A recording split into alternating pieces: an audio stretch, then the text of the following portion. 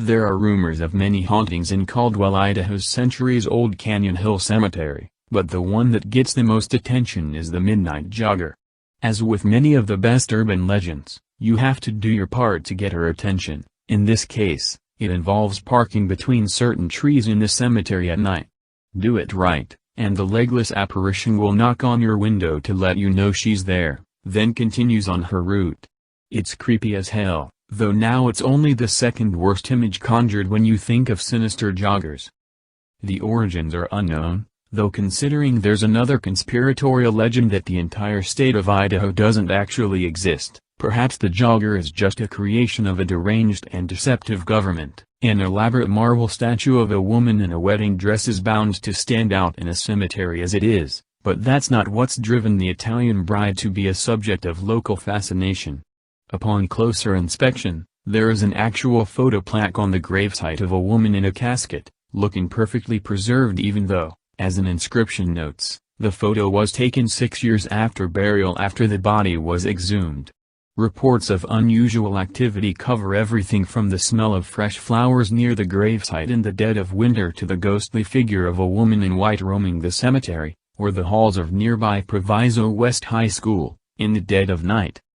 In 1921, recently married Julia Bucola Petty died in childbirth and was buried in her wedding dress. Legend has it her mother immediately began experiencing nightmares that Julia was demanding her grave be reopened. The source of the distress varies depending on the storyteller, often relating to some sort of discontent with Julia's new husband, but what isn't in dispute is that 6 years later the mother got her wish and Julia's pristine condition inspired her to raise funds for the statue that's been creeping out generations ever since. Along the shores of Lake Michigan, fishermen, vacationers, and other passers-by have reported sightings of Diana, a ghostly nude female apparition floating along the shoreline and eventually disappearing into the water without a trace. Fishermen first started reporting the sightings of a woman skinny dipping in the waters of Indiana's Lake Michigan coastline in 1916, and that's because Alice Gray, the source of the Diana legend, was still very much alive at that point. The exact circumstances that caused her to live a reclusive life in a lakeside shack aren't entirely clear, but the years that followed saw her marry a man who later became a murder suspect, and then die an early death, allegedly from uremic poisoning. Her ghostly presence has been a subject of local lore ever since, so, the murders themselves are very much not an urban legend. They happened. And they remain unsolved. Sometime between the evening of June 9, 1912 and the morning that followed, 6 members of the Moore family and 2 houseguests were brutally murdered, with each victim having suffered an axe wound to the head. One suspect was tried twice and never convicted. Surprising no one, the somehow still standing house is the subject of numerous rumors, legends, and reports of paranormal activity. You can find out for yourself, because you can actually stay there, just like the ghost hunter who mysteriously stabbed himself in the chest there in 2014. The tiny town of Stahl has counted very few residents since it was founded in 1856. The most famous is rumored to be Lucifer himself, who some say appears at the town cemetery on Halloween and spring equinox. They say he uses the site where a roofless church once stood as a portal to and from hell. Some say that he's drawn to the site of frequent witch hangings. Others believe one of the graves actually contains Satan's own child. Either way, new graves continue to be dug, despite signs warning against trespassers, perhaps referring directly to the Prince of Darkness himself or the cults that are rumored to flock to the grounds.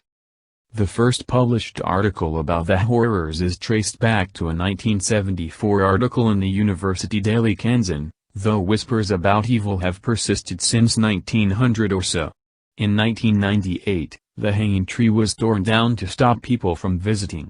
It hasn't lessened the need for the small town to bolster an annual police presence to deter visitors looking for a glimpse of the devil himself. Just looking at the pictures of young Mary Evelyn Ford's grave feels a bit unnerving, with a series of interlocking white crosses forming a fence around a pit of gravel and the bars appearing unnaturally bent in some places.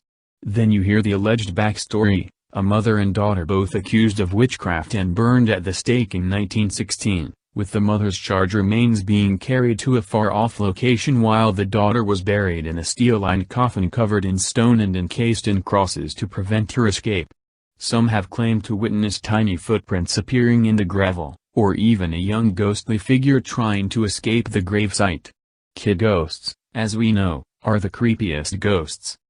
While stories about the gravesite go back decades and naturally increased in detail with the growth of the internet, there's not much evidence that anyone was burned at the stake for witchcraft in the area in 1916. Even back then, that was generally big news. Mary Evelyn Ford really did die a tragic young death, but the stated cause of death is peritonitis, an inflammation of the stomach lining. It's amazing what a truly unnerving gravesite can do for the imagination. We still wouldn't want to be near it at night. As far as spooky shit goes, Louisiana does not rely solely on voodoo, hoodoo, ghosts, and Woody Harrelson's accent from True Detective. Like any debonair bloodsucker male vampire worth his garlic, Jacques Saint Germain's hobby is seducing attractive young females in New Orleans, only to promptly drink their blood. By some accounts, he was born in the early 1700s. In others, he has been alive since Christ. After dying in 1783, he was spotted all over Europe before reappearing to terrorize New Orleans 1902. He's still on his blood-drinking binge in the French Quarter today, though now he just goes by Jack. Nice rebrand. Comte de Saint-Germain was certainly a real person, alchemist, and all-round high society snob who befriended a laundry list of famous 18th-century luminaries. He ran with crews including King Louis XV, Catherine the Great, and the philosopher Voltaire, who said he was a man who never dies, and who knows everything. He has been tied to several local murders, and in the 1970s a French pseudo celeb named Richard Chanfray publicly claimed to be the infamous Saint Germain. But then, he died of a drug overdose in 1983. Or did he?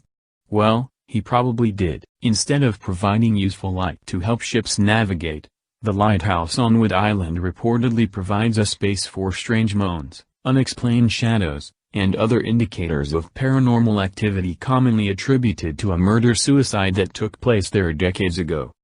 Howard Hobbs, a local fisherman and drifter, really did murder his landlord, Fred Milliken, on the Wood Island in 1896.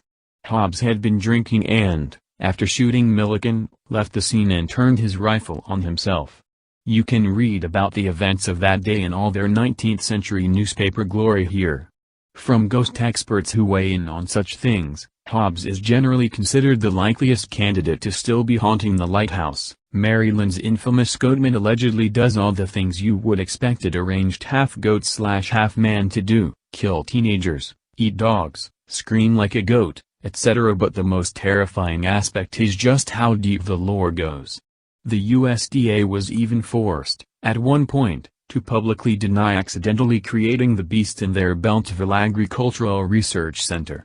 Another tale revolves around a goat farmer who, after realizing a group of rowdy teens had killed his tribe, went totally crazy and turned into a teen-slaying goat monster. Though the lore had been around for a while, the first recorded media mentions of the Goatman occurred in 1971. Courtesy of writer Karen Hosseller of the Prince George's County News.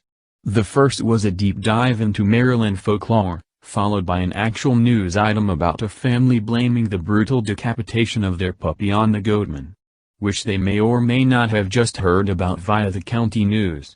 1 month later the Washington Post ran a national feature detailing the legend of the Goatman.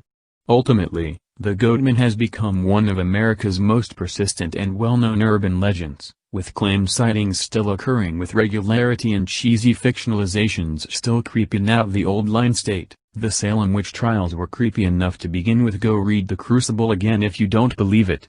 But the story of Giles Corey, who was slowly pressed to death under a series of progressively heavier rocks in an effort to extract a confession, is particularly unsettling. Legend has it he uttered a curse against Salem right before his dying breath. You could understand why he'd have some ill will.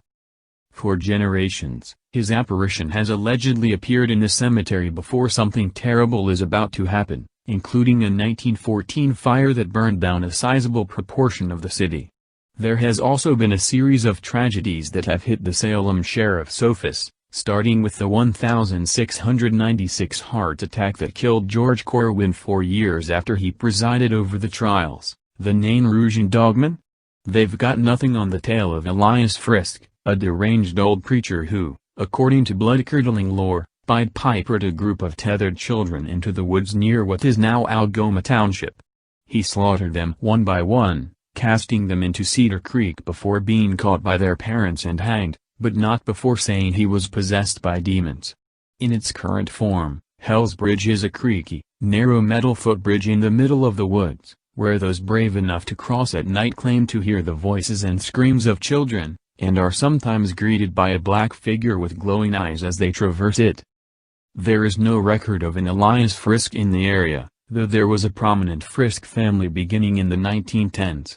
Still, despite the lack of hard facts, anyone who's visited the bridge will attest that there's something out there, and it usually makes its presence known as you're teetering on a shaky metal bridge in the moonlight. What's not to be creeped out about?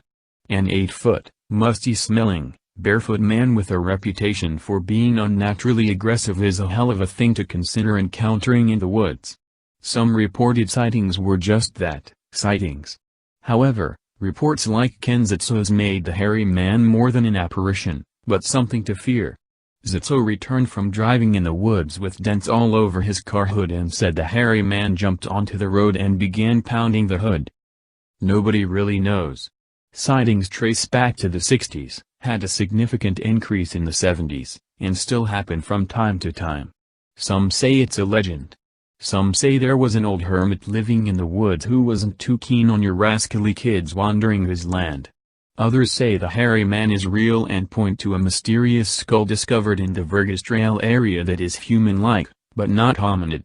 It was discovered by a private citizen who didn't turn it over, so no one knows if it's human, Bigfoot, animal, or hoax.